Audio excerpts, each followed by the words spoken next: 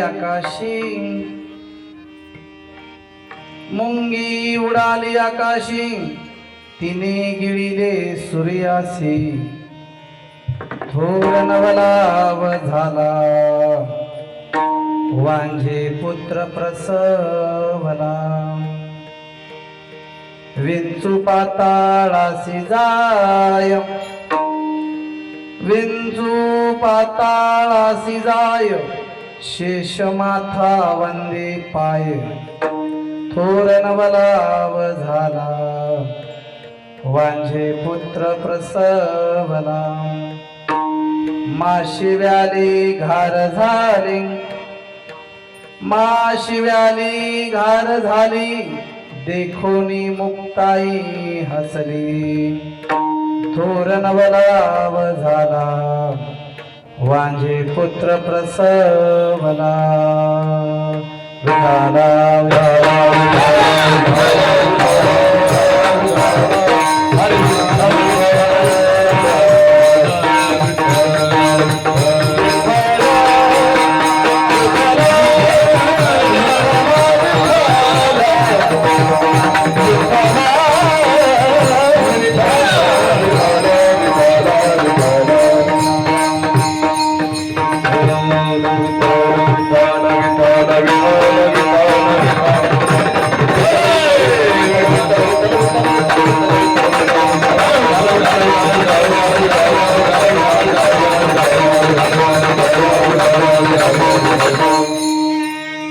महायोगपीठे तटे भीमरथं वरं पुंडरीकाय धातु मुनीन्द्रे समागत्य तिष्ठतमानन्दकन्दं परब्रह्मलिङ्गं भजे पाण्डुरङ्गं. पाण्डुरङ्गकारो पाण्डुरङ्गकारो व्रतमनमन दुसरे चरण संतातिया.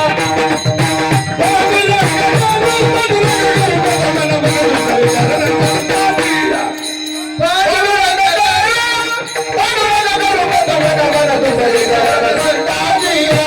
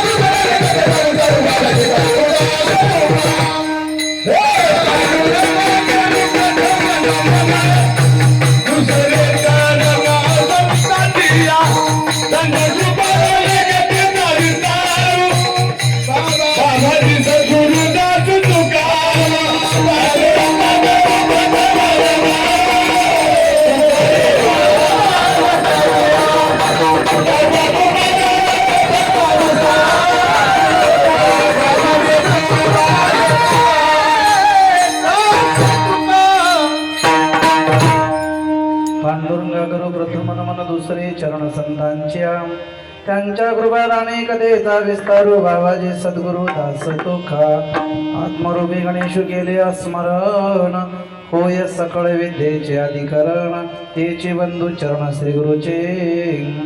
ओम नमो ज्ञानेश्वरा करुणा करा दयाळा तुमचा अनुग्रह लादलो पावन झालो चराचरी. रायगडी मंदिरी वसे माझा राया चरणासी अर्पितो अजन्मही काया. जगदीश्वरासी दयाने केली ख्याती प्रथम नमितो तया छत्रपती. विठाला विठा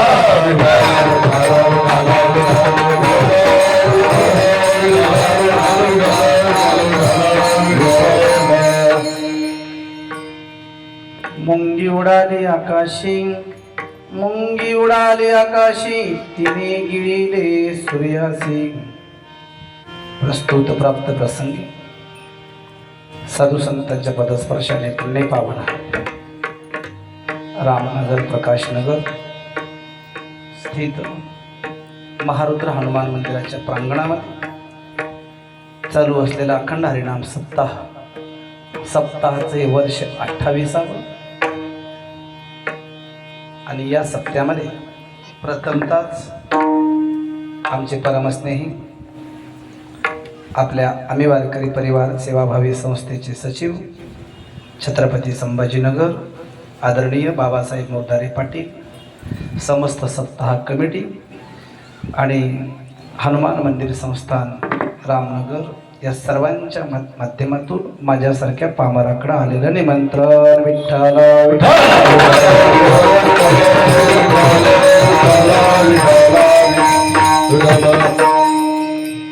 अतिशय सुंदर गोड असं नियोजन सप्ते बरेच ठिकाणी होतात.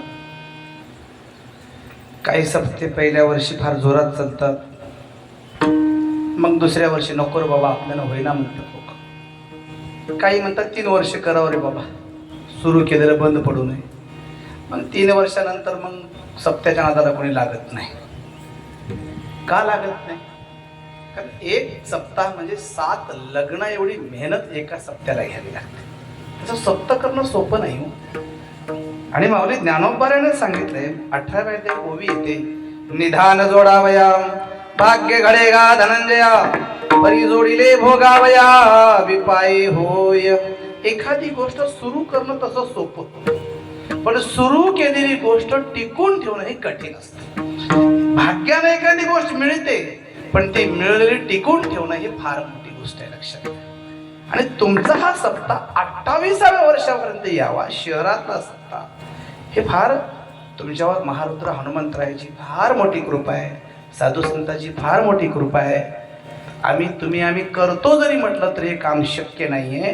भगवंत तुमच्याकडून एवढं चांगलं काम करून घेत आहे. तुमच्या या कार्याला मी प्रणाम करतो, प्रणिपात करतो. आणि दुसरं मला फार आवडलं की लहान लहान मुलं हे गोड मुलं, खरं म्हणजे हे मुलं नसून आपल्या संप्रदायाचं नव्हे आपल्या संस्कृतीचं हे बीजारोपण आहे. आणि जे तुम्ही फार चांगल्या पद्धतीने करताय त्याबद्दल तुम्हाला धन्यवाद देतो. आणि सप्ताह बघा ना, बऱ्याच ठिकाणी तुम्ही आता गायक वादकांना महाराजांना सगळ्यांना अनुभव आहे. एक फोकस नीट नसतो, एक माईक नीट नसतो, बरं का. मृदंगाच्या याला घोडी नसते बऱ्याच ठिकाणी, घोडीच म्हणतात नाही. झेंडे आणि टेंटन हा तो प्रकार नसतोच. त्यातल्या त्यात कूलर लावून लोकायला अजून तुम्ही समाधान बसावा. किती सोय आहे तुमच्यासाठी. विशेष यूट्यूबवाले आहेत, त्यांना महाराजाकडे फोकसच राहील ना. महाराज अंधारात, बाकी सगळे उजेडात. नाही ते कसं नाही, सगळेच उजेडात, बरं का.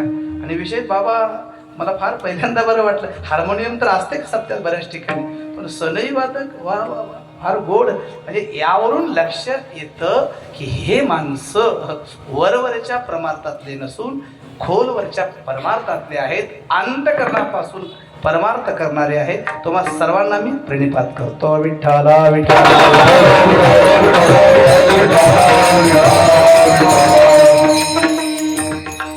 सप्ताहाचा आजचा 4था दिवस. 4थ्या दिवसाच्या अनुषंगाने आता बरेचसे गायक वादक आहेत आणि फार गोड. बाबांचं नाव काय? पोपट महाराज. तुम्हाला प्रणिपात करतो. वा, असं वाटत होतं की आता कीर्तन नकोच, तुमचं चालच ऐकत राहावे.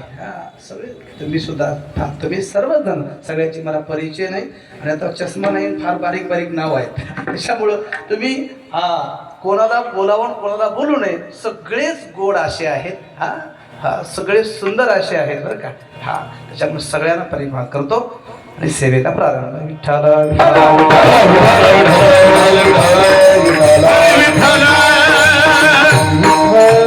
संप्रदायाच्या संहितेला अनुसरून 3ऱ्या दिवसापासून 6व्या दिवसापर्यंत उपदेश प्रकरणातील अभंग घ्यावा, हे साधू संतांनी घालून दिलेली परंपरा. त्या अनुषंगाने आणि त्या अनुसरून आज मुक्ताई आई साहेबांचा 4 चरणांचा कूट प्रकरणातील उपदेश करणारा अभंग, मायेचं स्वरूप सांगणारा अभंग, मायेचं अस्तित्व आणि परब्रह्माचं अस्तित्व सांगणारा अभंग सेवेसाठी निवडला. विठ्ठल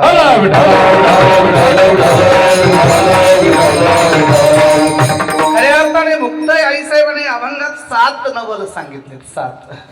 मुंगी उडाली आकाशी. आता मुंगी आकाशात उडणं हे कल्पनेच्या बाहेरची गोष्ट आहे, पण संत सांगतात म्हणजे वास्तव आहे, तथ्य आहे बरं का. कारण तुम्ही आम्ही उठलो तेव्हापासून झोपेपर्यंत इच्छा नसताना सुद्धा बऱ्याच वेळा खोटं बोलतो. कधी कधी आपण पलंगावर बादीवर झोपताना पडल्यावर विचार करा, सकाळपासून किती वेळा खोटं बोललो, तर आपली यादी आपोआप तयार होईल बरं का. तुम्ही आम्ही सहज खोटं बोलतो, सहज. महाराज जरी असेल, जालन्याला असेल तरी आलो संभाजीनगरला म्हणतो आम्ही, म्हणजे सहज खोटं बोलतो. पण संतांच्या बाबतीत ते नसतं. संत हे खोटं बोलतच नाही, त्यासाठी प्रमाण तुकोबारा देतात. लटिके वचन नाही देही उदासीन, येथे उपकारासाठी आले घरजा वैकुंठे. संत खोटं बोलत नाही, मग मुंगी उडाली आकाशी म्हणतायत, पटत नाही मनाला, खरं वाटत नाही पण खरं आहे. आपण शब्दशः अर्थ बघूया, नंतर आपण बघू पुढे. मुंगी आकाशाला उडाली नवल आहे बरं, उडणं ठीक आहे हा, पण उडाली तर उडाली, सूर्याला गिळाली म्हणे. सूर्याला तिनं गिळलं, कसं काय शक्य? एक तर मुंगी उडतच नाही. कसलीही मुंगी राहू द्या, काळी राहू द्या, लाल राहू द्या, तेल मुंगी राहू द्या, तिथे माकोडा राहू द्या. माकोडा म्हणता तुम्ही, ते धरलं की मुंडकच तुट. मुंगळा जे काय मुंगळा, हा मग मुंगळा म्हणाला ते गाणं आठवतं म्हणून माकोडा म्हणतो. मुंगळा तुमच्या भाषेत मुंगळा धरला तो मान तोडून देतो पट्ट्या, पण सावा सोडत नाही. हा काही दुसऱ्या मुंग्या येतात, मुंगळे येतात बघा, ते पावसाळ्यात 2 पंखाच्या फार फार अर्धा फूट उडतात, पटकन खाली पडतात. मुंगी कशी असेल तरी उडणं शक्य नाही. उडाले तरी सूर्यापर्यंत जाणं शक्य नाही, गेले तरी सूर्याला गिळणं शक्य नाही. पण मुक्ताई आईसाहेब म्हणतात म्हणजे काहीतरी तथ्य आहे. पुढच्या कडव्यात मुक्ताई आईसाहेब सांगतात, थोर नवलाव झाला वांझे पुत्र प्रसवला. आता वांग स्त्रीला पुत्र किंवा कन्या होण्याचा प्रश्नच नाही, पण झाला म्हणतायत मुक्ताई आईसाहेब. 3रं नवल 3ऱ्या कडव्यात सांगतात, विंचू पाताळासी जाय शेष माथा वंदी पाय. आता विंचू सर्वांना माहित आहे, आपण जरी शहरात असलो हा तरी विंचू माहित आहे आपल्याला, त्याला बिच्छू म्हणतो आपण हिंदीमध्ये नाही का. आणि तो विंचू फार धसकटाच्या खाली, विटेच्या खाली, कचऱ्यात राहतो, फार फार अर्धा फूट जाईल जमिनीच्या खाली, पण पाताळापर्यंत गेला म्हणतात. बरं, पाताळात गेल्याबरोबर पाताळाचा मालक शेष भगवंताने या विंचू साहेब तुमचं स्वागत आहे, आणि विंचवाच्या पायावर डोकं ठेवलं म्हणे. हा शेष माथा वंदी पाय, शेषाने त्याला वंदन केलं. 6वं नवल सांगतात, माशी व्याली. आता माशी व्याली, माशी हा जर बघितला आपण 4 खाणी आहेत, जारज, अंडज, स्वेदज, उद्भिज. बघितलं तर माशी हा अंडज खाणीतला तो किडा प्रकारातला आहे. तिथं विणे प्रसूत होणे प्रकारच नाही, पण माशी व्याली. बरं, माशी जर व्याली तर माशीला माशीच व्हावी ना, पण माशी व्याली घार झाली, माशीला घार झाली. आणि हे पाहून मात्र मुक्ताई आईसाहेबाला हसू आलं. विठ्ठल विठ्ठल.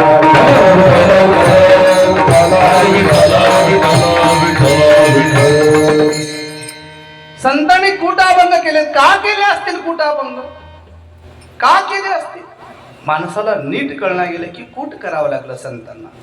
संतांनी बऱ्याचदा उपदेश करून सांगितला, आता तरी पुढे हाची उपदेश नका करू नाश आयुष्याचा, नका करू नाश आयुष्याचा, नाश आयुष्याचा, नका करू नाश आयुष्याचा.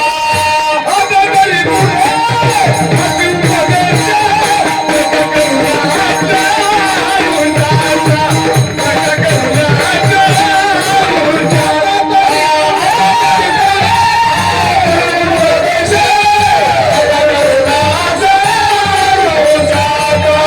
नका करू नाश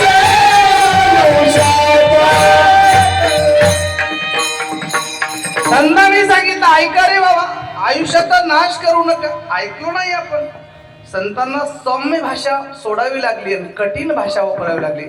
कितीही सांगितलं तरी नाही ऐकते भटकीचे, इथपर्यंत संतांना बोलावं लागलं तरी लोकांना कळेना. मग संतांनी कूट अभंगाचा प्रकार आणला. हा नीट कळणं गेलं की कूट, आपण म्हणतो ना की सरळ बोटानं तूप टिंगणं गेलं की वाकडं करावं लागतं. मग आता कूट म्हणावं कशाला बा? कूट आणि आपला काही संबंध आहे का? महाराज आम्हाला सरळ कळण्याचं नाही, मग कूट काय कळलं? लक्षात घ्या. कूट दोन प्रकारचे असतात, एक शब्दकूट, एक अर्थकूट. प्रत्येक शब्दाचे तीन अर्थ असतात, एक वाच्यार्थ, एक लक्षार्थ, एक भावार्थ. या अभंगामध्ये आपल्याला वाच्यार्थाकडे लक्ष द्यायचं नाही, तर लक्षार्थाकडे आणि भावार्थाकडे लक्ष द्यायचंय. विठ्ठल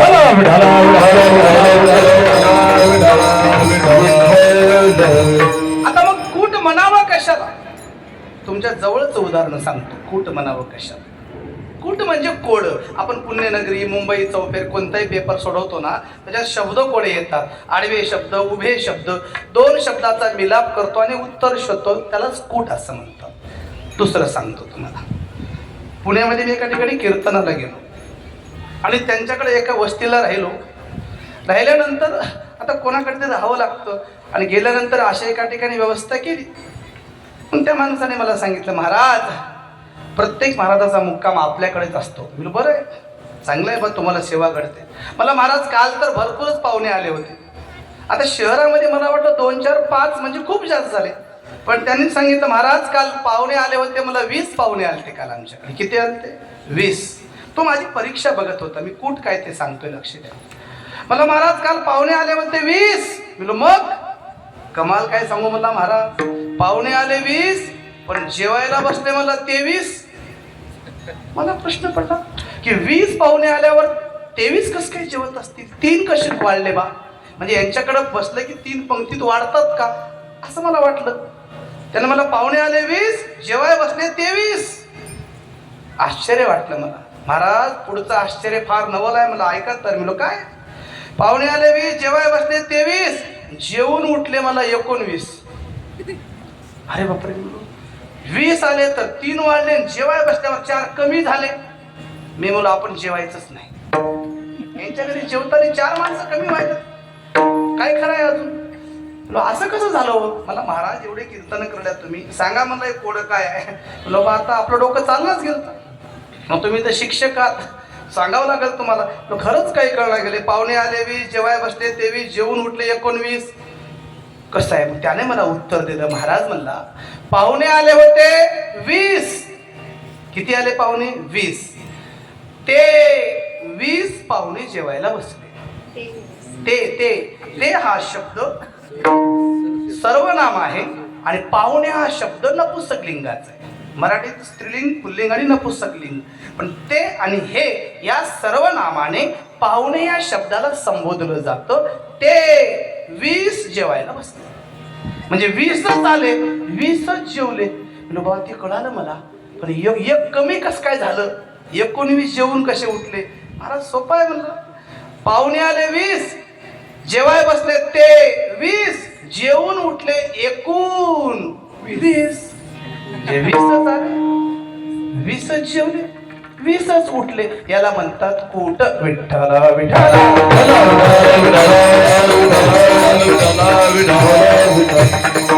आणखी सोपं करून सांगू, कूट कळालं तर आपल्याला अभंग कळणार आहे.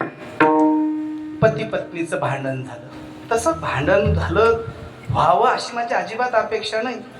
पण भांडण न झालेलं जगात एकही जोडपं नाही माझ्याशी. कुठेही कोणीही सांगावं प्रामाणिकपणे, आमचं भांडण झालंच नाही महाराज, त्याच्या मी पाया पडतो जाताना. भांडण झालं म्हणजे काय फायटिंगच व्हावी साऊथ मूवी सारखी असं म्हणत नाही मी. डोळे तरी वटारून बघते एका दिवशी. किती वेळ आणतो महाराजाला उठलं की उचललं. डोळे वटारून बघणं याला सुद्धा 13व्या अध्यायामध्ये हिंसा म्हटली माऊली ज्ञानोबाने. आणि डोळे वटारणं म्हणजे सुद्धा भांडणाचाच प्रकार आहे. आणि मग बायकोचं नवऱ्याचं भांडण झालं. कूट सांगतोय भांडण झालं. आता भांडण झाल्यावर बघा अशी गंमत राहते. 2-4 दिवस बायको म्हणते मी बोलणार नाही, नवरा म्हणते मी बोलणार नाही. दोघे असे बम फुकतात. ते म्हणते मी का बोलू, हा म्हणते मी का बोलू. म्हणजे कोणीच कोणाला तयार नसतं. बरं का. मग बायको स्वयंपाकघरात गेली. तिला आता स्वयंपाक करावा लागतं बिचारीला. स्वयंपाक केला, हे बसलं हॉलमध्ये हातामध्ये रिमोट घेऊन IPL ची मॅच बघत. मॅच बघू लागतं. हे बी टेन्शन मध्ये ते बी टेन्शन मध्ये. स्वयंपाक केला तिनं, बसा बसा विठाल विठाल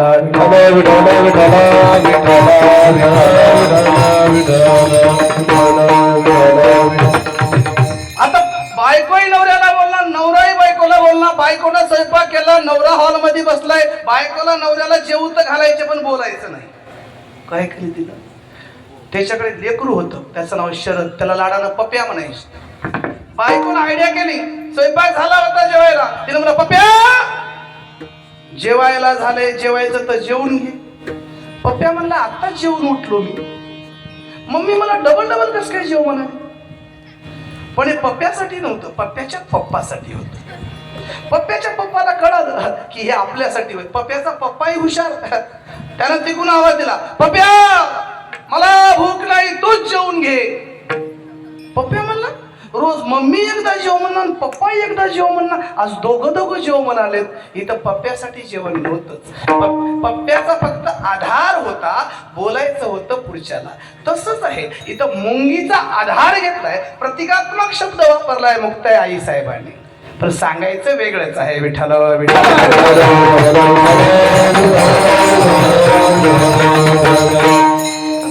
साधं भांडणं झालं ना, खेड्यामध्ये भांडणं होतात बायकांचे, आता बंद झाले कारण दरवाजेच लागायले. पण भांडणाचा विषयच राहिला नाही. पूर्वी भांडणं फार व्हायचे, नळावर उकंड्यावर, शेतामध्ये कापूस वेचताना, पाणी भरताना, शेण टाकताना भांडणं व्हायचे. आणि गिरजाबाई सखूबाईचं भांडण झालं. आता सखूबाईचं आणि गिरजाबाईचं घर आजूबाजूला राहायचं, पण गिरजाबाईला सखूबाईला बोलायचं आहे पण नाव घ्यायचं नाही. दिवसभर संधी बघली तिनं, हिला कसं भांडू. तिच्या घरासमोर कुत्री गेली की गिरजाबाईचं तोंड मोकळं होतं. या कुत्रीचं तिला बोलायचं असतं सखूबाईला, पण नाव घ्यायचं नाही, पण बोलल्याशिवाय राहायचं नाही. याला म्हणतात कूट. विठ्ठल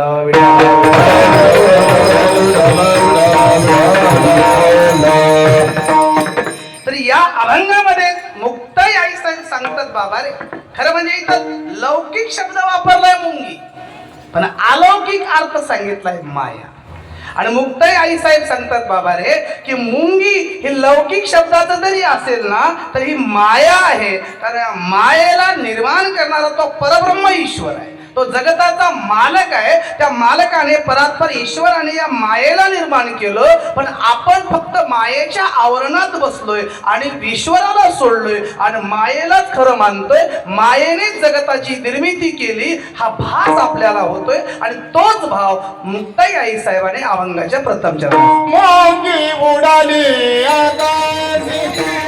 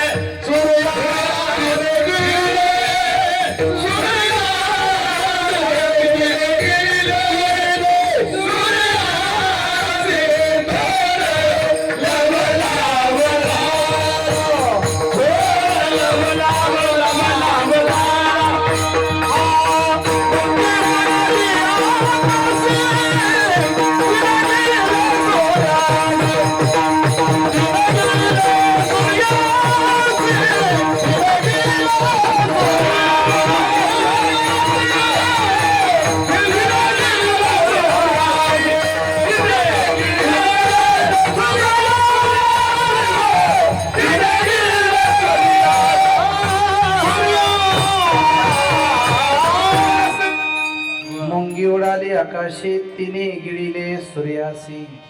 तर इथं मुंगी मायेला म्हटलंय मुक्ताई आई साहेबांनी. इथं मुंगी म्हणजे माया लक्षात ठेवा, सूर्य म्हणजे ब्रह्म. सूर्य म्हणजे ब्रह्म, मुंगी म्हणजे माया. हे दोन गोष्टी कळणं फार गरजेचं आहे. खऱ्या अर्थाने ब्रह्मापासून मायेची निर्मिती आहे. ब्रह्माने, परात्पर ईश्वराने, तो निर्गुण निराकार परमात्मा जिथे होता त्याच्या इच्छेतून मायेची निर्मिती झाली. त्याने मायेची निर्मिती केली. आणि पण भगवंत हा अदृश्य स्वरूपात आहे, माया दृश्य स्वरूपात आहे. पण आपल्याला दिसतं तेच खरं वाटतं. पण या जगाचा करता करविता, जगाला चालवणारा सगळा काही तो भगवंत आहे. पण झालंय कसं, आपल्याला माया खरी वाटायला लागली आणि ब्रह्माचं दर्शनच नाही आपल्याला. तुझं सगुण म्हणू की निर्गुण. रे, तुझं सगुण म्हणू की निर्गुण रे. सगुण मनो की निर्गुण रे. सगुण मनो की निर्गुण रे. सगुण निर्गुण दोन्ही गुण गोविंद. गोविंद रे. सगुण निर्गुण वा. गोविंद रे. गोविंद रे. तुझं सगुण मनो की निर्गुण रे. सगुण मनो की निर्गुण रे. निर्गुण रे. मायेचं अस्तित्वच नव्हतं सुरुवातीला, ईश्वराचं अस्तित्व होतं. तसा ईश्वर एकटाच होता हो. आणि एकटा असलं की माणसाला करमत नाही. निळूपराने फार सुंदर प्रमाण दिले. एकले न गमेचे मनोनी येणे, केले निर्माण 14 भुवने, केले भिन्न भिन्न हो. एकट्याला करमत नाही. कधीपर्यंत एकट्याला करमत? शिकायला आहे तोपर्यंत करमत, नोकरी लागेपर्यंत करमत. आणि शिक्षण झालं, नोकरी लागलं की मग वाटतं आता बॅचलर राहण्यापेक्षा बरं नाही. कपडे धुयायला, स्वयंपाक करायला कोणीतरी पाहिजे. आणि मग लोक जाडजोड लावायला सुरू करतात. पोरगा आलंय बरं, मग बायोडाटा सुरू होते. कधी एकट्याला करमत नाही. तसंच झालं. जगताचा विचार करत असताना नाथबाबाने फार सुंदर प्रमाण दिले. नाथबाबा सांगतात, बाबा रे, डोळ्यासमोर जग पृथ्वी नाही, ब्रह्मांड नाही, काहीच नाही, अवघ शून्य आहे. चंद्र नाही, तारा नाही, या जगतात काहीच नव्हतं. पण त्यावेळी ईश्वर अस्तित्वात होता आणि त्या ईश्वराने मायेची निर्मिती केली. पहिले कुठेच नव्हते काही कुठे नव्हते काही. पहिले कुठे नव्हते काही. पहिले कुठे नव्हते काही. सूर्य तारा नाही. चंद्र सूर्य तारा नाही. चंद्र सूर्य तारा नाही. चंद्र सूर्य तारा नाही. अवघे शून्यात होते पायी. अवघे शून्यात होते पायी. शून्यात होते पायी. अवघे शून्यात होते पायी.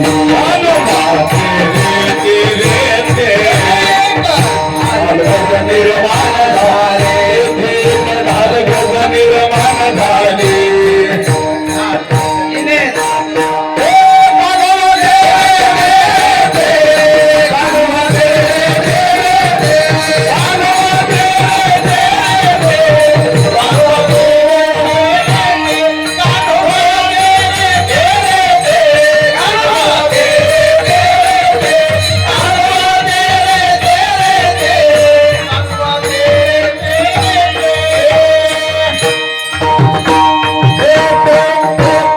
पहिले कुठेच नव्हते काही, चंद्र सूर्य तारा नाही.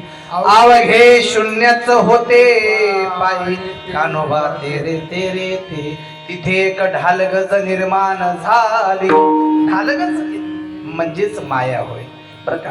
ढालगज हा शब्द मायेसाठी नाथबाबाने वापरला. तिथे एक ढालगज निर्माण झाली. तिनेच एवढी ख्याती केली.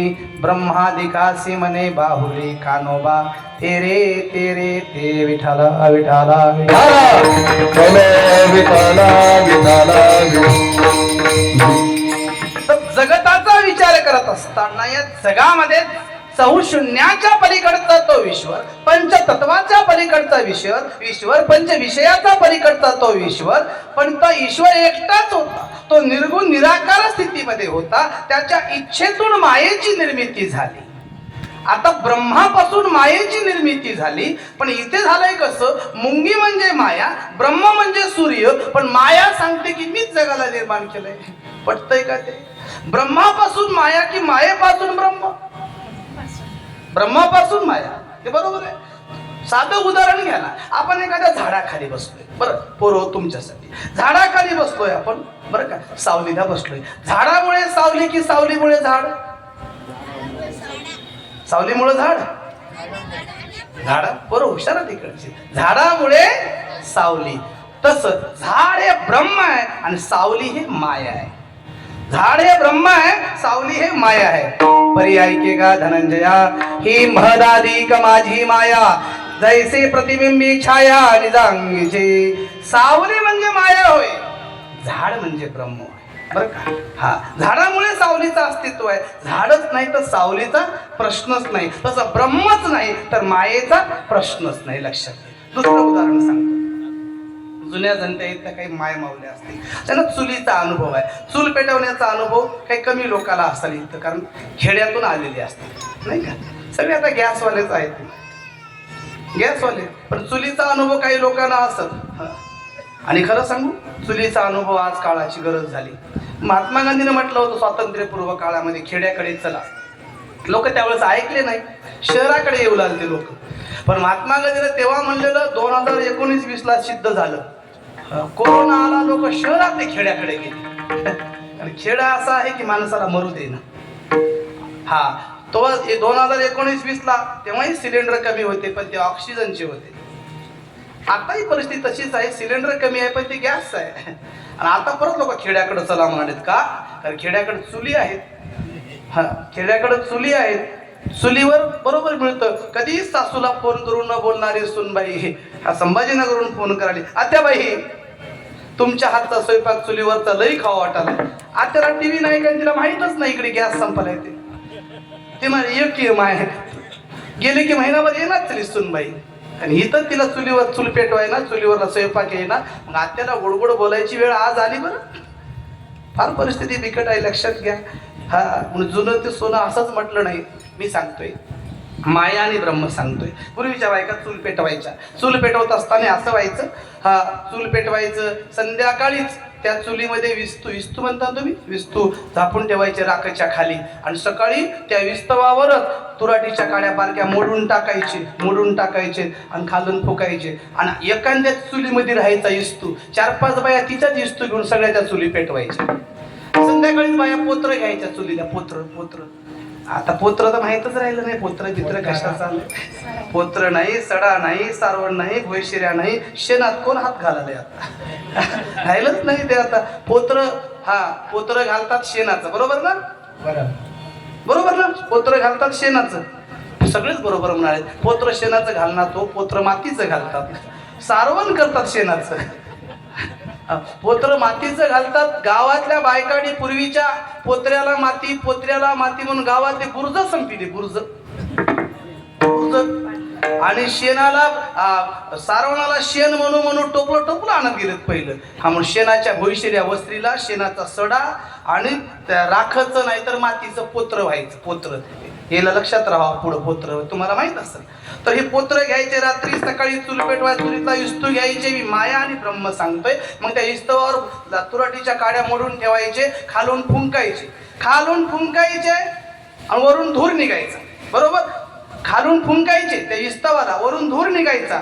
आता माझा तुम्हाला प्रश्न आहे बायकांना, धूर निघाला, खाली आग लागली, वर धूर निघाला. आगीमुळे धूर की धुरामुळे अग्नी? धुरामुळे अग्नी ना, अग्नीमुळे धूर, अग्नीमुळे धूर. इथं आग हे ब्रह्माचं प्रतीक आहे आणि धूर हे मायेचं प्रतीक आहे. मायेमुळे ब्रह्म. विठ्ठल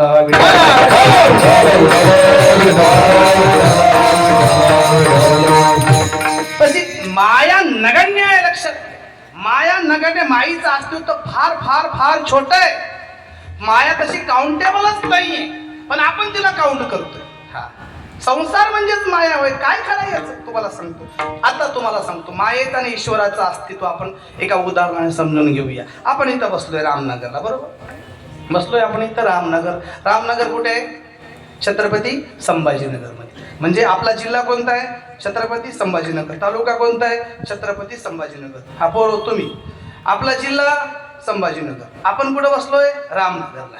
हा आपला जिल्हा संभाजीनगर. आपलं राज्य महाराष्ट्र. आपला देश भारत. आपला खंड हा आशिया खंड कुठे आहे? मंगळावर की पृथ्वीवर? मंगळावर. पृथ्वीवर आहे. पृथ्वी कुठे आहे? ब्रह्मांडामध्ये. बघा रामनगर ब्रह्मांडामध्येच आहे. पण ब्रह्मांडाच्या नकाशात रामनगर दिसतं का? जगाच्या नकाशात रामनगर दिसतं का? रामनगर ब्रह्मांडापेक्षा वेगळं नाही, पण ब्रह्मांड म्हणजे रामनगर नव्हे, तर हा परब्रह्म ईश्वर जो आहे ना त्याच्या तर आनंद ब्रह्मांडे उदरी हरी हा बालकानंदा घरी. तो आपल्या उदरामध्ये आनंद ब्रह्मांड साठवून घेतो. तो आनंद ब्रह्मांडाचा अनंत ब्रह्मांडे के रोमी ऐसे खेळे, रोमी ऐसे खेळे, के रोमी ऐसे खेळे. अनंत ब्रह्मांडे रोमी ऐसे खेळे, रोमी ऐसे खेळे, रोमी ऐसे खेळे.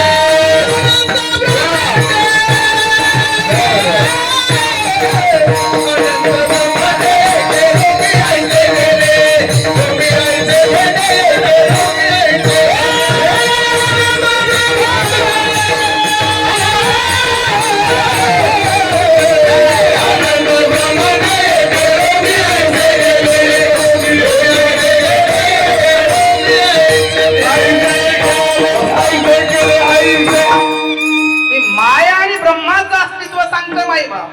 एका रोमाला म्हणजे आपल्या हातावरचा जो केस आहे ना, एका परब्रह्माच्या एका रोमावरती अनंत ब्रह्मांड आहे. एवढा तो परात्पर ईश्वर मोठा आहे. आणि मायेचं अस्तित्व फार छोटं आहे. बाबाने एवढं गोड प्रमाण दिलंय, योग्य प्रमाण दिले की बरं वाटतं जरा असं. एवढं गोड प्रमाण झाले, एवढं गोड गीत म्हणाले, 2-4 गायकात पण एकच अंगठी आहे आपल्याकडे. काय सगळ्याला एक एक देऊन गेलो असतो, पण आता एकच सोय आहे. काय सोय लागणार नाही. धोंड्याचा महिना यायलाय. सासरवाडीनं तर कधी काही मागलं नाही, पण तुमच्यासाठी नक्की मागतो. पुढच्या वर्षी आलं सासरवाडीनं अंगठी सहित दिली तीच बरं झालं वाटत. नाहीतर उजवतच नसते. हे अवघड आहे आताचा काळ.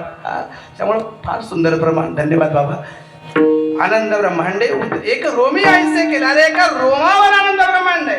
मी परब्रह्माचं अस्तित्व सांगतो. मग मायेनं हुशारकी मारू नये की मी ब्रह्माला गिळले, मी सूर्याला गिळले. कसं काय शक्य आहे? माया नगण्यच आहे. मायेचं अस्तित्वच नाही. या मासा माया जी नाही तिला माया म्हणतात, जी नाही तिला माया म्हणतात. मग मायेनं सांगूच नाही. माया म्हणजे विचार सागरात रज्जू सर्पाचं उदाहरण आलंय. रज्जू सर्प म्हणजे काय? आपण आता कीर्तन सुटलं, घराकडे निघालो, अंधारा रस्ता आहे, थोडंसं फार उजेड नाही, आणि रस्त्यामध्ये एखादा दोरीचा तुकडा रस्त्यात पडला. फार उजेड नाही, अंधार दिसतोय. तुम्ही रस्त्यातून घराकडे जाता, दोरीचा तुकडा रस्त्यात पडला. तुम्हाला तो दोरीचा तुकडा वाटतो का? काय वाटतो? साप आहे का तो? नाही. वाटतो की नाही? वाटतो. तर याला रज्जू सर्प म्हणतात. रज्जू सर्पाकार, क्या बात आहे. रज्जू सर्पाकार, रज्जू सर्पाकार, रज्जू सर्पाकार. हसिये जगदंबर, हसिये जगदंबर, हसिये जगदंबर, हसिये जगदंबर, हसिये जगदंबर, हसिये जगदंबर. क्या बात. अरे जग हे रज्जू सर्पासारखं आहे. मायेचं अस्तित्वच नाही. जगत या दोरीच्या तुकड्यासारखं आहे. खोटं आहे पण खरं वाटतं. माया तशीच आहे. दुसरं उदाहरण सांगू तुम्हाला. तुमच्याकडे गोदावरी आहे. पाणी आटलं ना, गोदावरी असो, इंद्रायणी असो, की कोणती नदी असो, गंगा असो, पाणी आटलं की त्या पाण्यावरती बघा एक जलपर्णी नावाची वनस्पती उगवते. शहरामध्ये तर फार उगवते. आणि वरतून पुलावरून बघितलं नदीकडे खाली की आपल्याला सगळी हिरवीगार अशी नदी दिसते. आणि वाटतो काय गवत निघाले, काय पानाचं गवत निघाले. फार तर इंद्रायणीत फार दिसतं. इंद्रायणीमध्ये आजूबाजूला कारखाने असल्यामुळं कारखान्याचं घाण पाणी येतं, आणि त्या घाण रासायनिक पाण्यामुळे वरी ते हिरवगार गवत दिसतं. वरतूड बघत असताना आपल्याला वाटतं की इथं पाणी नाहीच आहे, सगळं गवतच आहे. पण जेव्हा आपण इंद्रायणीत खाली उतरलो, गवत बाजूला केलं की खाली पाणीच पाणी दिसतं. त्याला जलपर्णी म्हटलं. हे जलपर्णी वाटते ना, ती मायेचं स्वरूप आहे. खालचं पाणी म्हणजे ब्रह्माचं स्वरूप आहे. विठ्ठल विठ्ठल.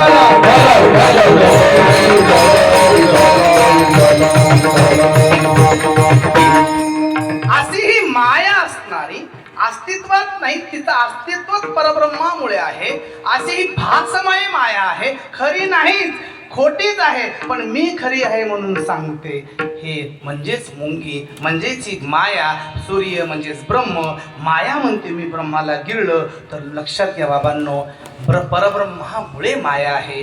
माया ब्रह्माला गिळू शकत नाही. आणि कोणी सांगत असेल गिळलं, ते मात्र नवलाची गोष्ट आहे. 2 नवल मुक्ताई आईसाहेबांनी साधकांना सांगितले. साधकांनी मग मुक्ताई आईसाहेबांना प्रश्न केला, तुम्ही तर 7 नवल म्हटला होता, 2 आम्हाला कळाले, 3रं नवल आहे तरी कसं? अभंगाचं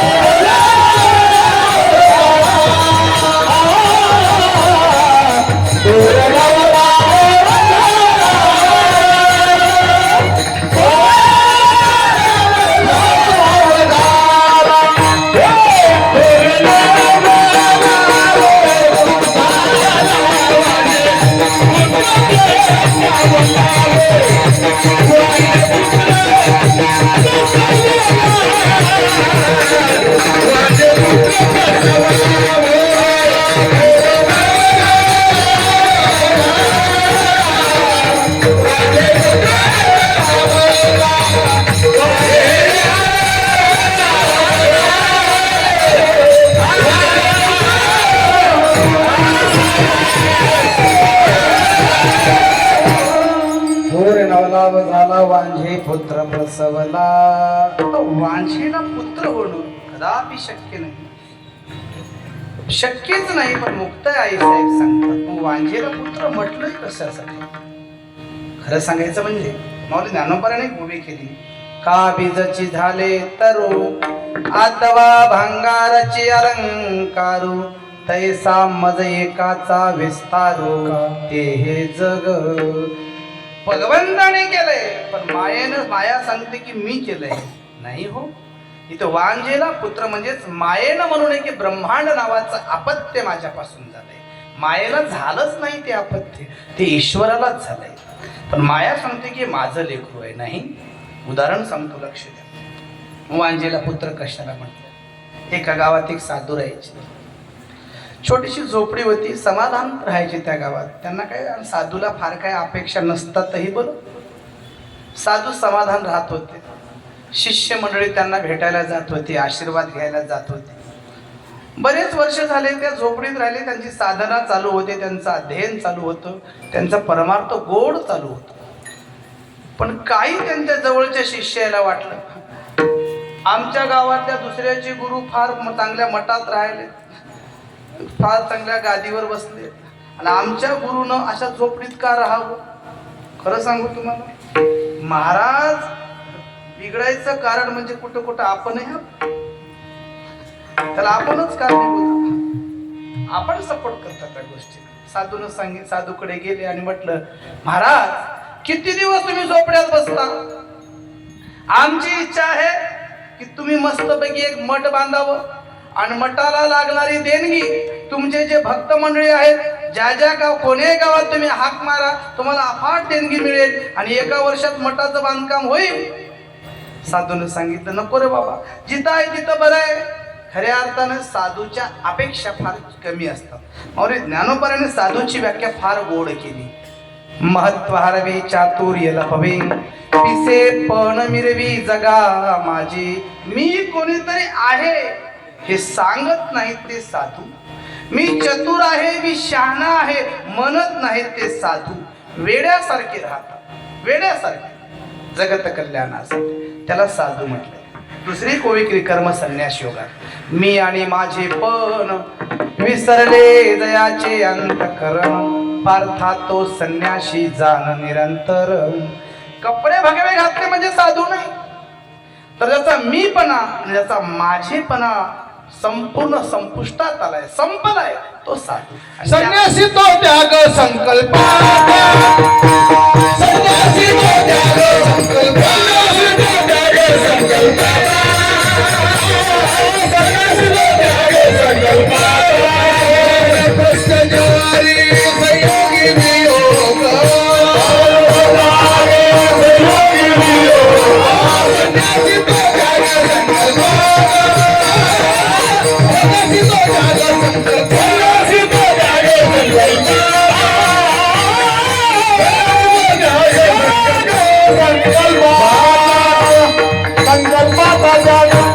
संकल्पाचा त्याग करणारे साधू आणि संन्यासी.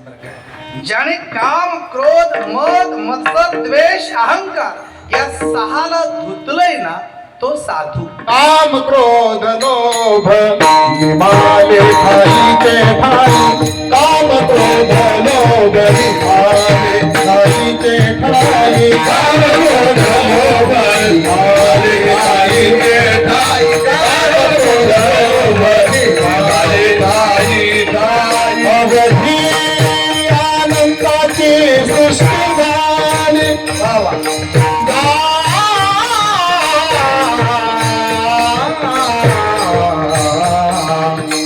अवधी अवधी अवधी आनंदाची सृष्टी झाली. काम क्रोध लोभ निमाले खाईचे ठाई, काम क्रोध लोभ निमाले खाईचे ठाई. अवधी आनंदाची सृष्टी झाली, झाली.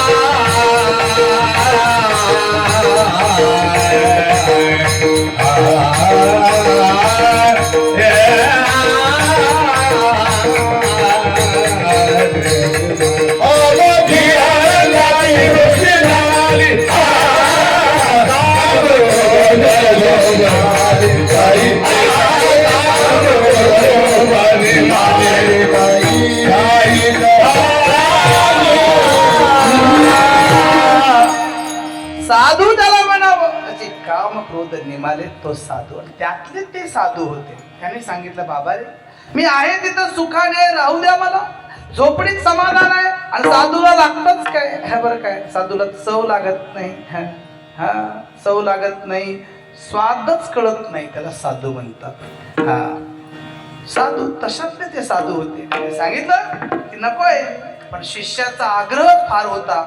शेवटी साधूनं सांगितलं, ठीक आहे बाबा, तुम्ही म्हणताल तर बांधा, पण माझ्यानं कोणालाही 1 रुपया मागणं होईना. म्हणजे महाराज, तुम्ही कोणाला 1 रुपया मागू नका. वांजेचा पुत्र सांगतोय, लक्ष द्या, तुम्ही कोणालाही 1 रुपया मागू नका. फक्त आमच्या सोबत ज्या गावात आम्ही जात आहोत देणगी मागायला, त्या गावात फक्त गाडीत बसून या आणि गाडीच्या खाली उतरू नका. ठरलं. साधू निघाले. चला म्हणजे आपण तर कोणाला मागायचं नाही. गाडीत गेले आणि गाडीत गेल्यानंतर त्याचा शिष्य त्या गावातला गेला, माईक चालू केलं, अनाउन्समेंट झाली, ऐका हो ऐका, फलाण्या फलाण्या गावचे आपले साधू आपल्या गावात आलेले आहेत, मठाचं बांधकाम सुरू करायचंय, यथाशक्ती काय घडेल ते देणगी द्या. आणि साधू गाडीमध्ये बसलेले आहेत, अशी घोषणा झाली. लोकांना कधीच साधूनं मागितलं नव्हतं, भरपूर देणगी दिली. सगळ्या आजूबाजूच्या गावातून देणगी जमा झाली आणि एका वर्षात भव्य असा मठ तयार झाला. मठ तयार झाला. आता मठाचा पहिला वर्धापन दिवस होता. मग त्या गावातले शिष्य जमले, त्या गावातले शिष्य, सगळ्या गावातले शिष्य आले आणि साधू जर बसले होते मध्ये मठामध्ये, बाहेर यायचे भांडणं लागले. कशामुळे? ते म्हणला सगळ्यात जास्त पट्टी म्हणला आमच्या गावातून झाली, आम्ही होत्या म्हणून मठ झाला. दुसरं म्हणलं, तुमचं गाव एवढं मोठं आहे, आमच्या गावाची लोकसंख्या 700 आहे म्हणला, तरी तुमच्या बरोबर आम्ही पट्टी दिली, आमच्यामुळं मठ झाला म्हणला.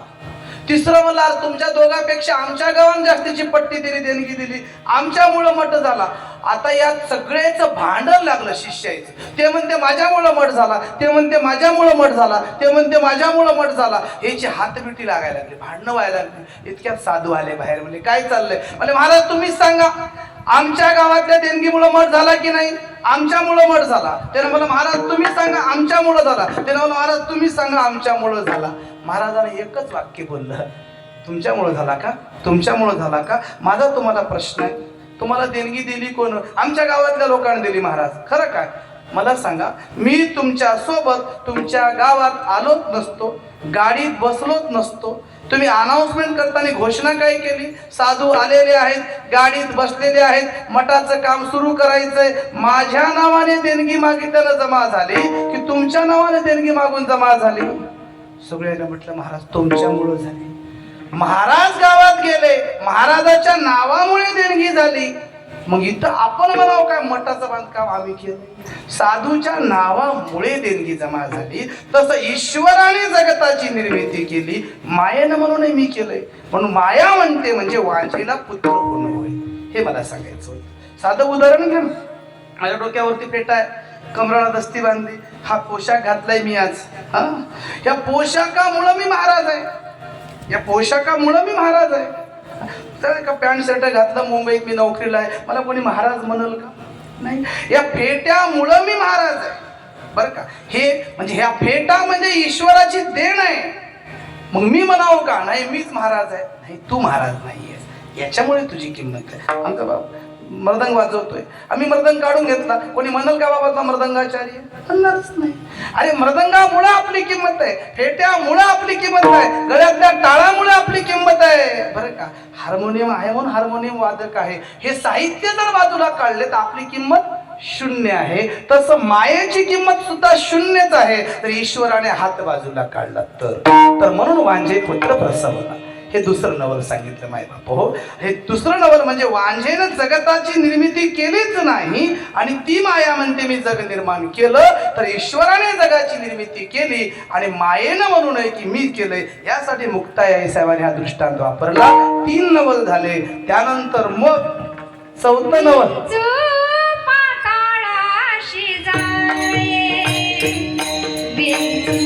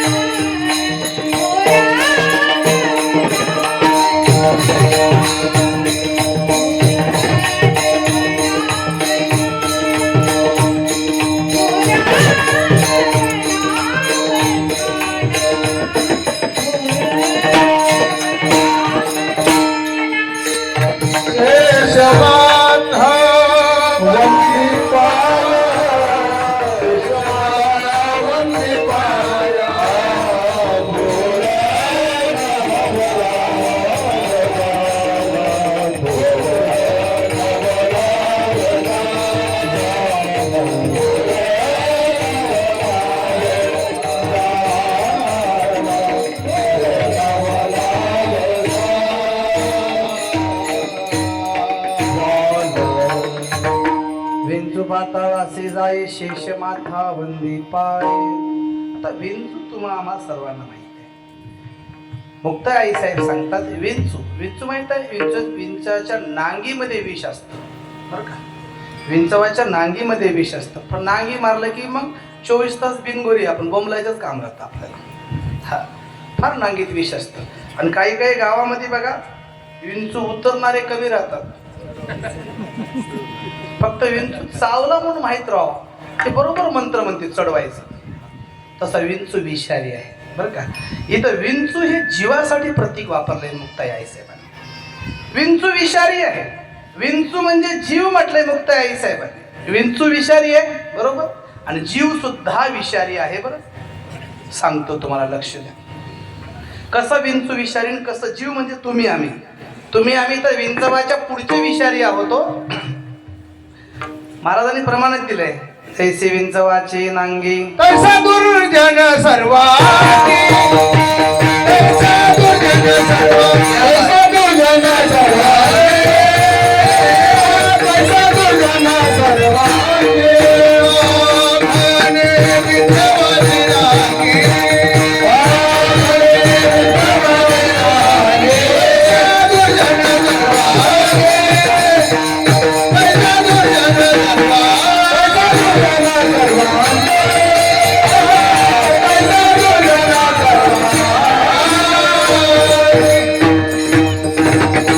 विंचवाच्या नांगीमध्ये विष आहे पण आपल्या सगळ्या अंगातच विष आहे बरं का. आपलं तोंड विषारी, आपले हात विषारी, आपलं वागणं विषारी, आपलं जगणं विषारी. विंचवापेक्षा काहीतरी पटीनं जास्त आपण विषारी. सांगतो बघा पटते का. विंचू एक पाल काय करते 2 विंचव मारून खाऊ शकते. पाल विंचवाला मारते आणि पाल विंचवाला खाते. मग आता विंचवापेक्षा कोण विषारी. पाल विषारी बरोबर ना. कारण विंचवाला खाते म्हणजे पाल तिच्यापेक्षा पुढची असली पाहिजे ना. म्हणजे विंचवापेक्षा पाल विषारी बरं का. विंचू विषारी विंचवापेक्षा पाल विषारी. आणि एक कोंबडी 2 पाली खाते. एक कोंबडी 2 पाली खाते. मग पालीपेक्षा कोण विषारी. कोंबडी विषारी. विंचू विषारी विंचवापेक्षा पाल विषारी. पालीला कोंबडी खाते म्हणून कोंबडी विषारी. तर पुढचं मी सांगायची गरज नसेल तुम्हाला. कळलं. फार हुशार माणसा तिकडे. म्हणजे मला सांगा आता मग विंचू विषारी की आपण विषारी. आपण विषारी. राजे हो आपण कधी सांगतो माणसं तुम्हाला सांगतो मराय टेकतात मरायला पण हातून कोणतं सत्कर्म घडत नाही. एखादं चांगलं कर्म आपल्या हातून घडत नाही. सप्ताह करा म्हणणारे थोडे काय पडलं याच्यात म्हणणारे लई. सप्त्याला देणगी देवा म्हणणारे कमी. देऊदाराला देऊ नको काय पडलं नाही त्याच्यात असं म्हणणारे लई. मग हे विंचवापेक्षा पुढचे विषारी की हे.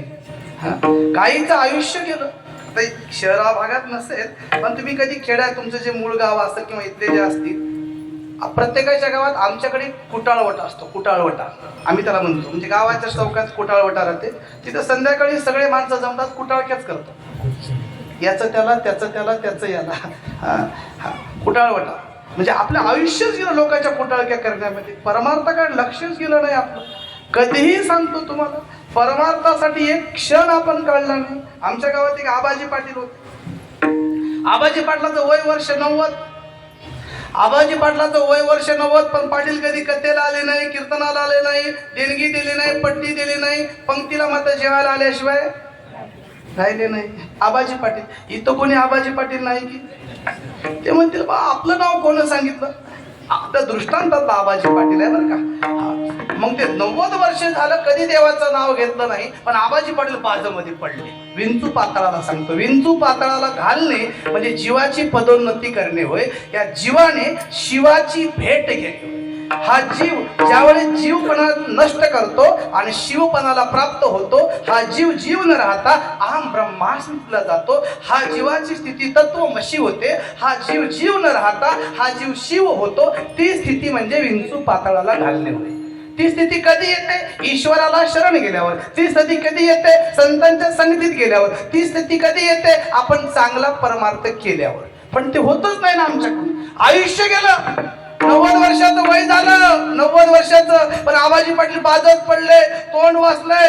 आता तोंडातून उवा उवा उवा उवा यायला लागलं. लोकांना वाटलं काही का असं ना आबाजी पाटील मरताना तरी वासुदेव वासुदेव वासुदेव म्हणायच्या मागे आहे. कारण आपल्याकडे प्रमाण अंतकाळी आले, रामनाम मुखा तया नाही धोका तुका म्हणे, मरताना तरी वासुदेव वासुदेव म्हणालाय, म्हणजे चांगला मोक्ष मिळते कडे याला. त्याचे नातू पंतू काही मुंबईला पुण्याला नाशिकला होते, सगळ्याला बोलवलं, लोक जमा झालं, जाते. आबाजी पाटील जातात, आबाजी पाटील जातात, मरतात जातात. कळलं आता बाजत पडल्यामुळं प्रत्येक जण यालय दुधाचा चमचा टाकाले, पण दूध काही जाईच ना, दूध टाकलं की इकूनच निघून चाललंय. त्याचा एक पिंट्या नावाचा पंतू होता पुण्याला कामाला. ते पिंट्या आला मग गाडीत बसून, आला की बाया लय खतरनाक रडतात आमच्या इकडच्या. पिंट्या तुझ्या जीव गुंतला वाटलं आज्याचा, दूध टाक. दूध टाकलं, फार आठवण राहते हो बायांची. माणूस मेल्यावर लय आठवतं. बापू तुला पाठवड्याची भाजी लय आवडते, उठ की खाय की. बापू उठल्यावर तू राहीनाच माय, तू पळून जातो. बापू उठल्यावर तू कशी जाशील. पण आठवणी सांगलो तुम्हाला, फार गंमत राहते. ते वारा घालीत घालीत आठवणी आमच्याकडे बाया करतात. आणि मग त्या बापूच्या अंगावर 2-4 तोळं सोनं राहते. मग ते रडणाऱ्या बाया पटकून पुढे जातात, ते सगळं सोनं काढतात आणि एक बारीक पान कातरतात. ते आडकीतवाला एक आमच्या गावात फिक्सच आहे, मामा महाराज. ते आडकीतेवाला आडकीता घेऊनच संग येते, त्याचं कामच आहे. आडकीत्यानं थोडं सोनं कातरायचं, तुळशीच्या पानात ठेवायचं आणि जिबी खाली ठेवायचं. आता बापूच्या अंगावर सोनं बाया काढतात, थोडंसं ते सोन्याचं पान कातरून जिबी खाली ठेवतात. बापू म्हणणाऱ्या 3ऱ्या दिवशी ते सोन्याचं पान कुठं राखत मिसळलं घेऊन चाळणी घेऊन जातात. मस्त वाटत चाळणी जरा चळून ते सोन्याचं पान. अहो आपली किंमत सांगालो तुम्हाला, आपली किंमत राजे हो. कसा आपला विंचू पातळाला जाईल, कसा आपल्याला जीवाचा जीव पण नासल, कसा आपल्याला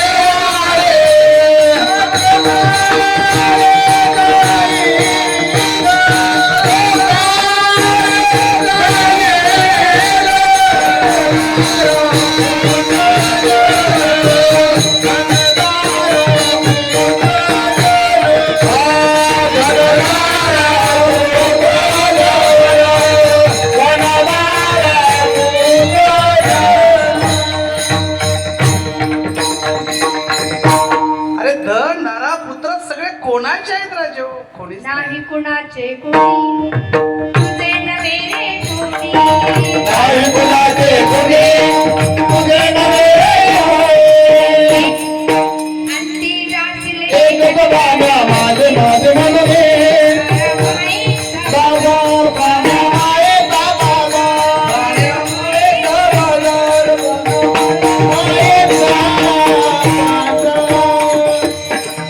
तसं बघायला अस्तित्व शून्य आहे आपलं. पण आबाजी पाटील तोंडातून वा वा वा म्हणाले. त्याचा पिंट्या नावाचा पण तू दूध टाकायलाय, दुधाचा चमचा इकून निघून चाललाय.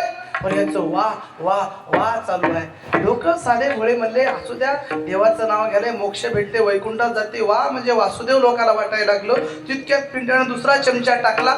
दुसरा चमचा गळ्यातून घशातून खाली गेला, पोटात गेला. थोडी ताकद आली आबाजी पाटलाला. आबाजी पाटील थटकन उठून बसले बाजूवर आणि म्हणले, अरे घंट्यापासून वासरू गाईला पियालय, कोणीच सांगणार नाही. ते वासरू म्हणू लागतं, आम्हाला वासुदेव म्हटलं. आम्ही मराय टेकलो तरी देवाचं नाव आठवत नाही माई बाप. कसा आपल्याला विंचू पात्राला जाईल, कशी आपल्या जीवाची पदोन्नती होईल हो. आज कर काल करे सो आज कर, आज करे सो अब, काल करे सो आज कर, आज करे सो अब, पल में प्रलय हो जाएगा,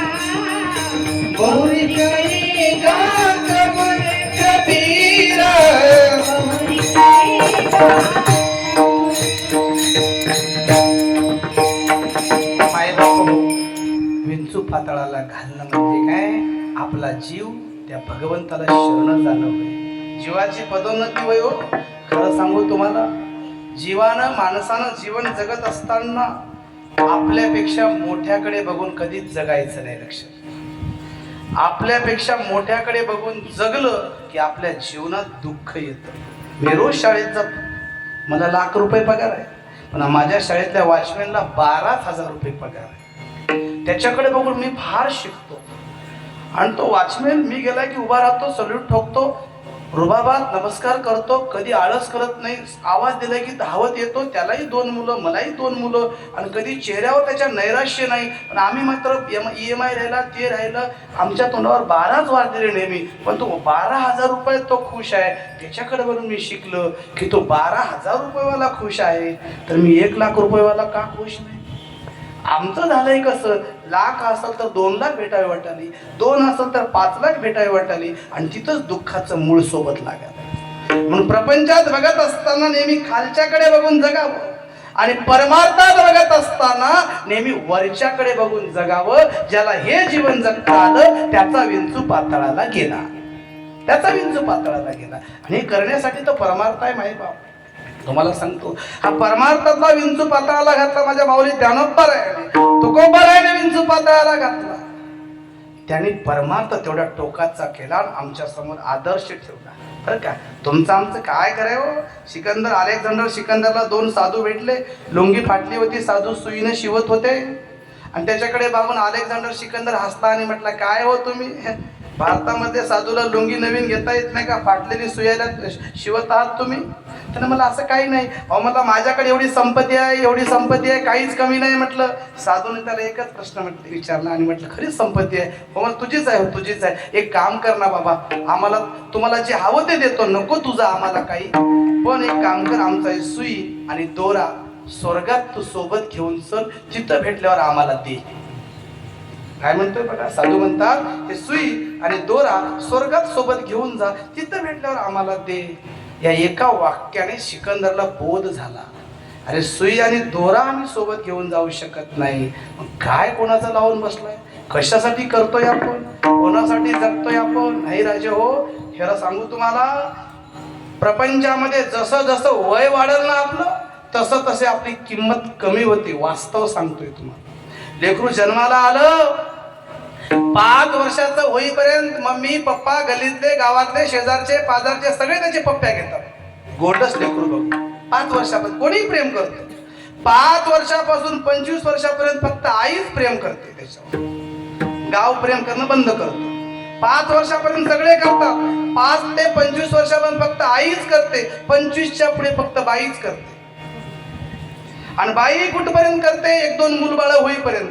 मुलबाळ झाले की बाईचं प्रेम डायव्हर्ट होते, मुलावर लागतं. वास्तव सांगालो, विनोदाकडे जाऊ नका. प्रपंचात किती किंमत आहे आपली. आपण म्हणतो ना, मी एवढी पगार आहे, मी एवढं श्रीमंती आहे, एवढं कमवलं, तेवढं कमवलं. राजे हो, तुमचं वय जसं जसं वाढल ना, तुमची घरातून किंमत 0-0 होते.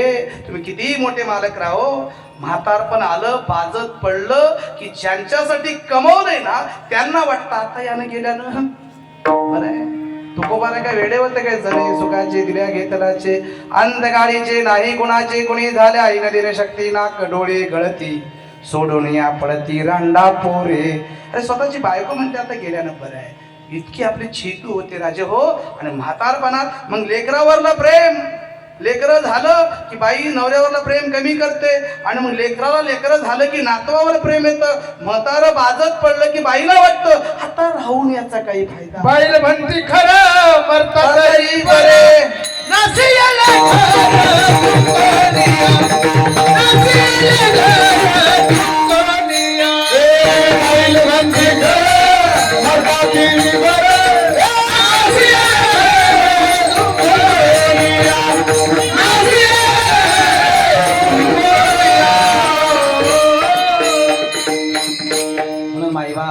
आपला विंचू पातळाला घालावा वाटत असेल ना, तर परमार्थात या, इथे बसा. लक्षात घ्या तुम्ही, मी सांगून गेलो, प्रपंचात जेवढे मोठे होणार, जेवढे वय वाढेल तेवढी किंमत कमी, आणि परमार्थात वय वाढलं की किंमत वाढतं. 5 वर्षाचं लेकरू हरिपाठाला आलं की त्याला लोक पोरग चांगलं आहे हरिपाठाला याले म्हणतात. मोठं झालं, गायक झालं, वादक झालं, महाराज झालं, कथाकार झालं, अहो तेवढं सोडा.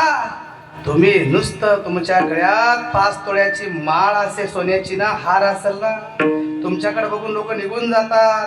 पण 10 रुपयाची तुळशीची माळ गळ्यात तुमच्या असेल ना, तुम्हाला पायाखाली पाठ येतं आणि तुमच्या पायावर डोकं माऊली म्हणून लोक ठेवतात. ही खरी परमार्थातली किंमत आहे. पण देह झिजवावा तो परमार्थ. प्रपंचात काय झिजवायचं, कोणासाठी करायचं राजे हो. प्रपंचात जर तुम्हाला तुमचा विंचू पातळात घालावाच वाटला, प्रपंचात जर तुम्हाला मोठंच व्हावं वाटलं, तर सांगतो एक उदाहरण शेवटी घेतो आणि समारोप करूया आपण. विठ्ठल विठ्ठल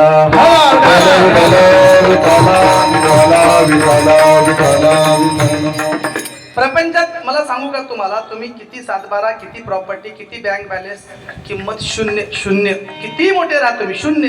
बुर्जावरले राहिले ना राजे हो, बुर्जावरले तुमचं आमचं काय घेऊन बसल्या.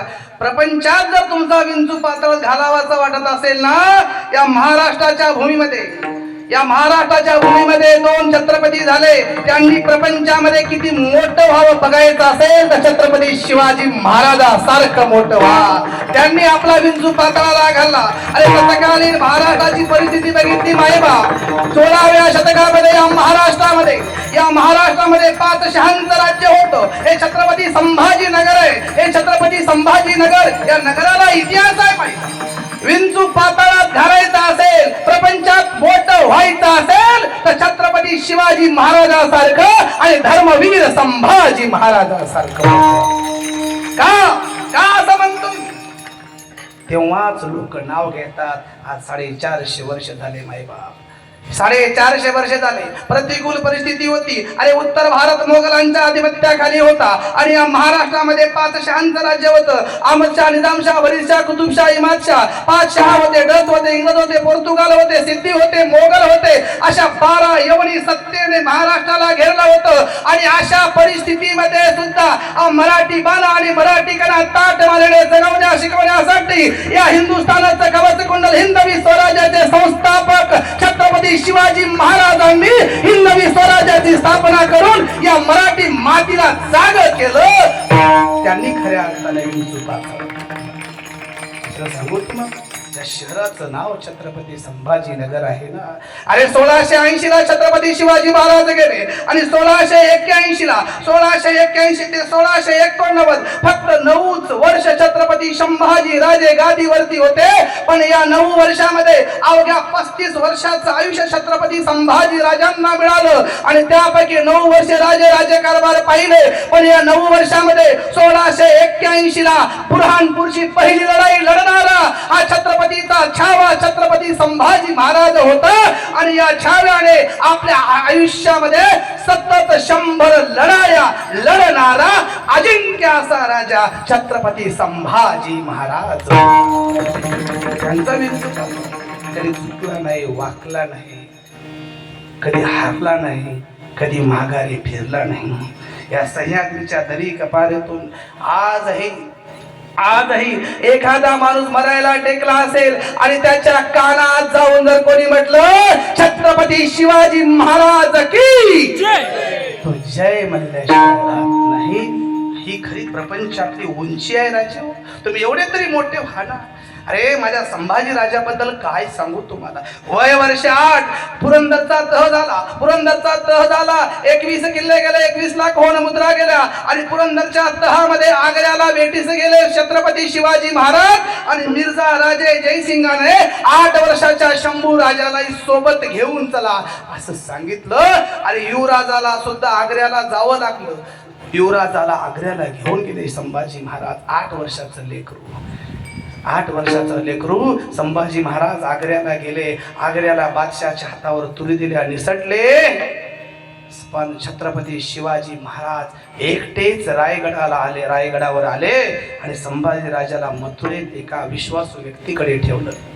रायगडावर आल्यानंतर मासाहेबांना विचारलं, महासाहेबांना विचारलं, शिवबा शंभूराजा कुठे आहे, माझा युवराज कुठे आहे? त्यावेळेस शिवाजी महाराजांनी जिजाऊ आऊसाहेबाला सांगितलं, आऊसाहेब तुमचा नातू शंभू कामी आला, राहिला नाही तो. शंभूबा गेला आणि जिवंतपणी सुद्धा शंभू राजाच्या 8व्या वर्षी या नाशिकला त्र्यंबकेश्वर येथे शिवाजी महाराजांनी त्यांची विधी केली. शंभूराजे हयात नाही म्हणून विधी केली. का केली? कारण महाराज दूरदृष्टीचे होते. महाराजांनी ओळखलं होतं, जाणलं होतं, तर शंभूराजा जिवंत आहे म्हणून सांगावं तर उत्तर भारतात मोगलांचं साम्राज्य आहे, प्रत्येक गावात युवराजाला शोधेल आणि जिवंत रायगडावर येऊच देणार नाही, एवढा दूरदृष्टीचा राजा छत्रपती शिवाजी महाराज 8व्या वर्षी शंभूराजांची दशक विधी केली आणि परत राज आलं छत्रपती शंभूराज. तुम्हाला सांगू, माझ्या शंभूराजाने या मराठी माणसासाठी, या मराठी हिंदुस्थानासाठी, या मराठी धर्मासाठी, या हिंदू धर्मासाठी माझ्या शंभूराजाने एकदा नाही तर 2दा मरण पत्कारलंय. माईबाप जिवंत असताना 8व्या वर्षी मरण पत्कारलंय आणि 35व्या वर्षी 40 दिवस हाल हाल करून या औरंगजेबाने ज्यांना हाल हाल करून मारलं, पण मरेपर्यंत मी हिंदू म्हणूनच मरेल, धर्म सोडणार नाही, मी छत्रपतीचं नाव बुडवणार नाही, असा म्हणणारा जगाच्या पाठीवर एकमेव धर्मवीर छत्रपती संभाजी महाराज. त्यांचा विंचू खऱ्या अर्थाने पाताळाला गेलाय. आणि करायचं मोठं व्हायचं असेल ना प्रपंचात तर एवढं मोठं व्हा, हरकत नाही. एवढं मोठं आमच्यानं होणं शक्य नाही राजे हो. प्रपंचात मात्र तुम्ही या, तुमचा विंचू पाताळाला घाला. आजपर्यंत मागं आम्ही कसं वागलोय, कोणाशी कसं वागलोय सोडून टाका, पण आज नवीन संकल्प घ्या. माझ्याकडून कोणाचंही मन दुखवणार नाही. माझ्यामुळे एखाद्याच्या चेहऱ्यावर हसू आलं, तुमचा विंचू पाताळाला गेला. माझ्यामुळे एखाद्याचं चांगलं काम झालं, तुमचा विंचू पाताळाला गेला. माझ्या स्वभावामुळे कोणाच्या घरात आनंद निर्माण झाला, तुमचा विंचू पाताळाला गेला. हे ज्याला करता आलं त्याचाच विंचू पाताळाला गेला. माय बाप हो, हे करण्यासाठी भगवंताचं भजन, हे करण्यासाठी संतसन, हे करण्यासाठी कथा कीर्तन, हे करण्यासाठी सप्ताह. सर्वांनी एकदा मोठ्या आनंदाने हाताने टाळी, मुखाने नाम विठोबा कुमार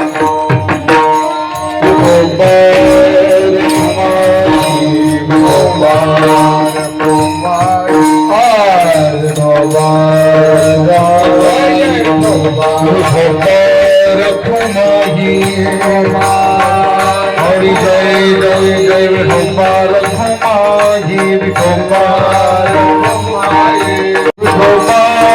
विठोबार खुमाई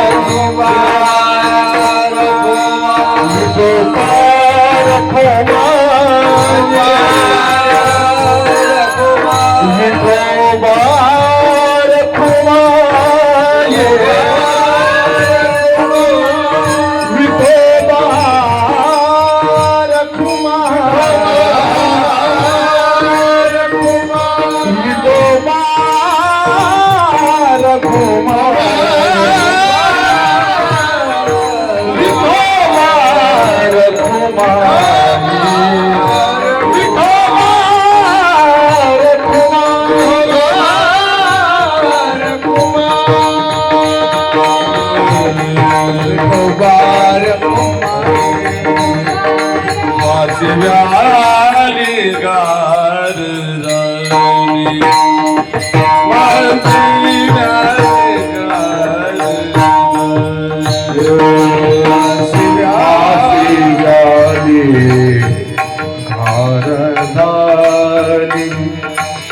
मासी व्याली घार घार मासी व्याली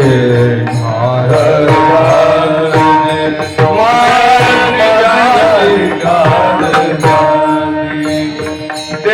देखोने मुक्ताई हासनी देखोने मुक्ताई हासनी थोर नवला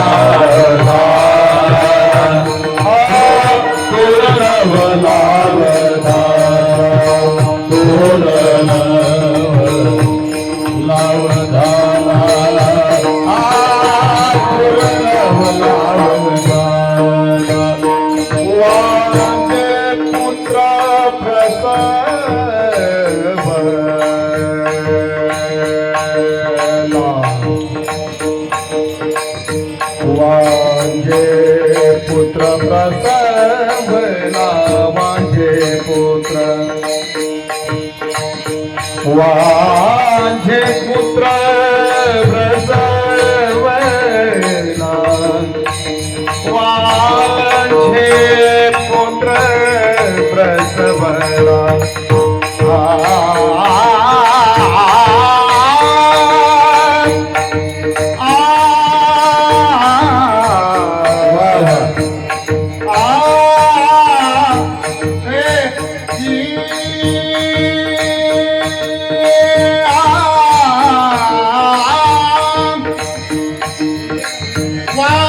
पुत्र प्रसवला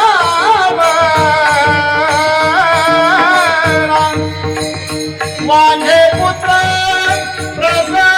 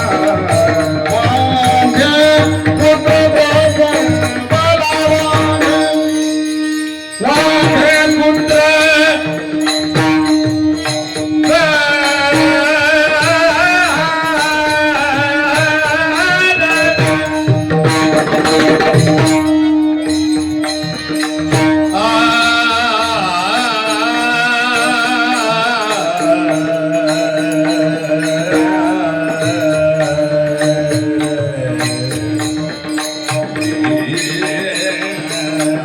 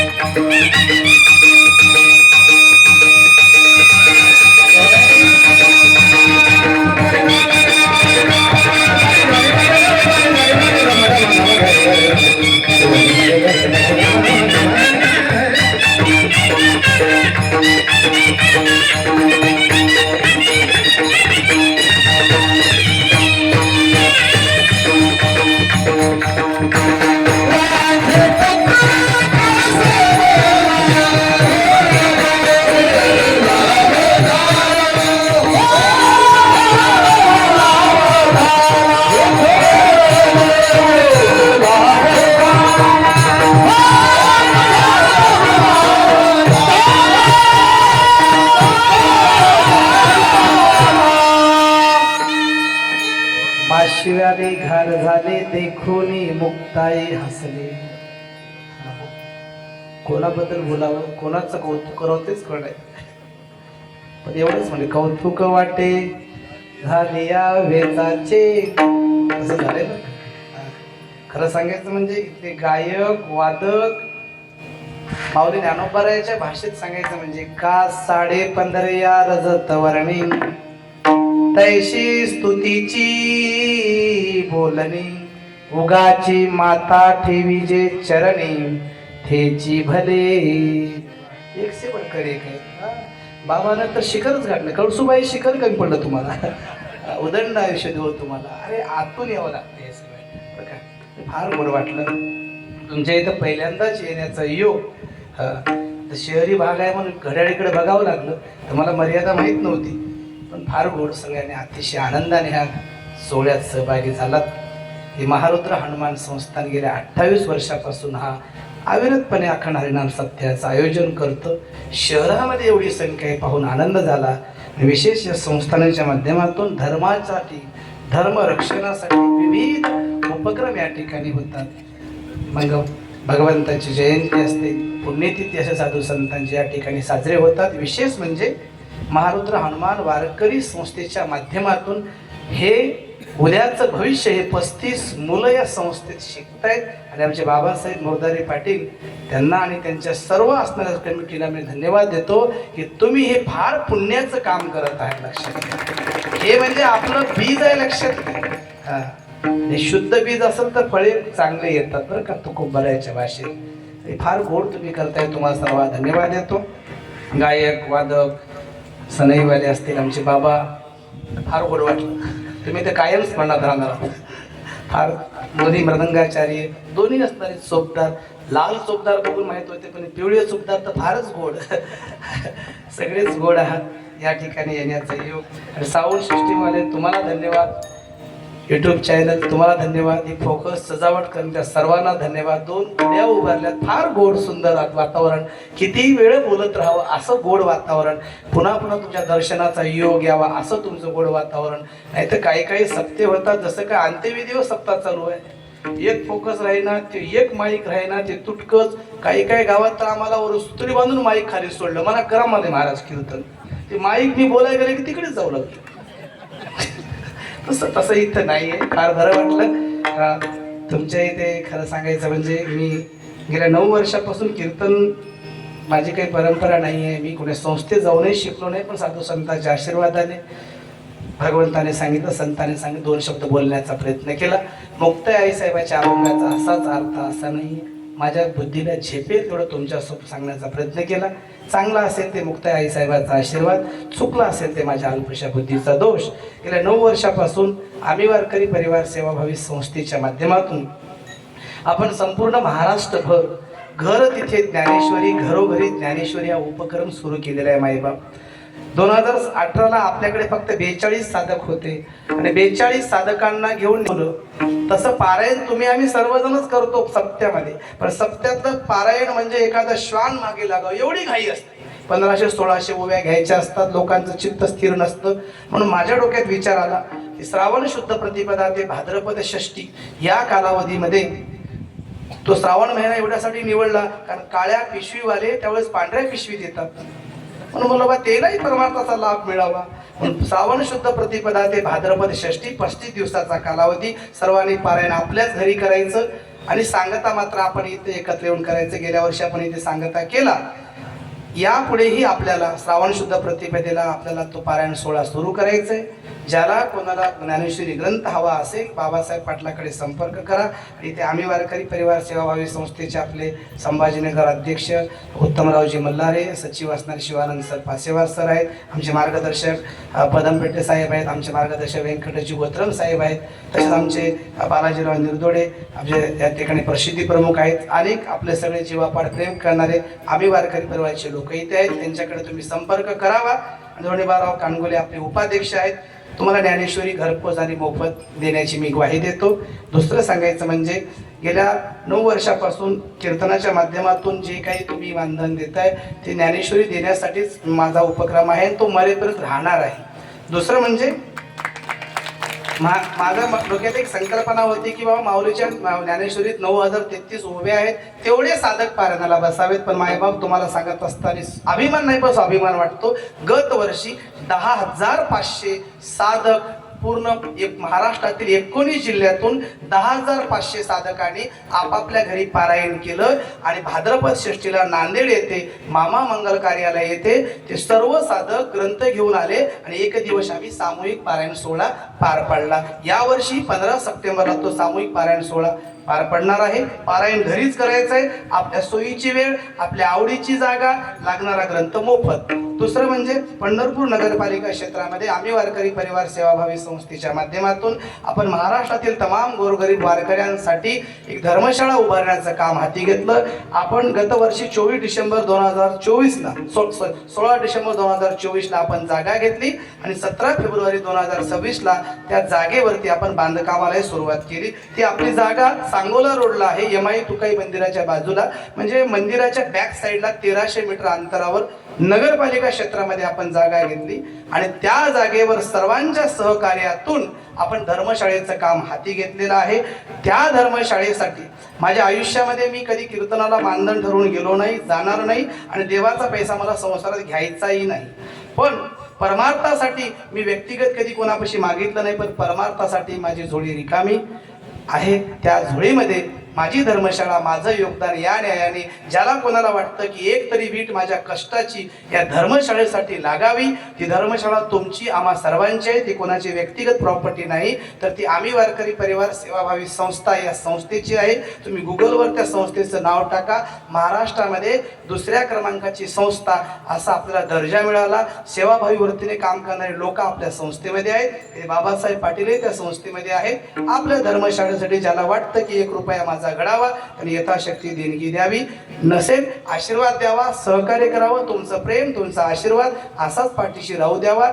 ज्याची इच्छा असेल त्यांनी आमच्या बाबासाहेब पाटलाकडे बुक आहे, आमच्या उत्तमरावाकडे बुक आहे, त्याने अधिक पावती घेऊ शकतात. नसेल तरी पंढरपूरला जेव्हा केव्हा येसाल, सांगोला रोडला आपल्या आम्ही वारकरी परिवाराचे ते बोर्ड आहे, त्या ठिकाणी जाऊन धर्मशाळेची बांधकाम पाहून यावं आणि एकदा तरी धर्मशाळेत मुक्कामाला यावं अशी विनंती करतो. या धर्मशाळेसाठी विशेष म्हणजे आपल्या संभाजीनगर येथील व्यंकटेशी गोत्रम साहेब यांनी आजीवन सभासद रूपाने 1 लाख रुपये तुमच्या संभाजीनगरमधून व्यंकटेशी गोत्रम साहेबांनी देणगी दिलेली आहे. त्यांना मी धन्यवाद देतो. तसेच संभाजीनगरच्या टीमने जवळजवळ 2.5 लाख रुपये देणगी मागे जमा करून दिले. त्यात अनेकांनी सहकार्य केलं. अनेकांच्या सहकार्यातून हे काम पुढे जात आहे. ईश्वराचा आशीर्वाद तुमच्या पाठीशी सदैव राहील. तुम्ही मला बोलावलात, वेळ दिलात, वेळ झाला तरी ऐकलात, उठला नाही, तुम्हाला धन्यवाद देतो आणि झालेल्या वेळेबद्दल क्षमा मागतो मायबापांनो. आणि पुनश्च एकदा या सप्त्यासाठी परिश्रम घेणाऱ्या, प्रत्यक्ष अप्रत्यक्ष सहकार्य करणाऱ्या सर्वांना धन्यवाद देतो. सर्वांना प्रणिपात करतो आणि सेवेला पुनरुत्थान देतो. जय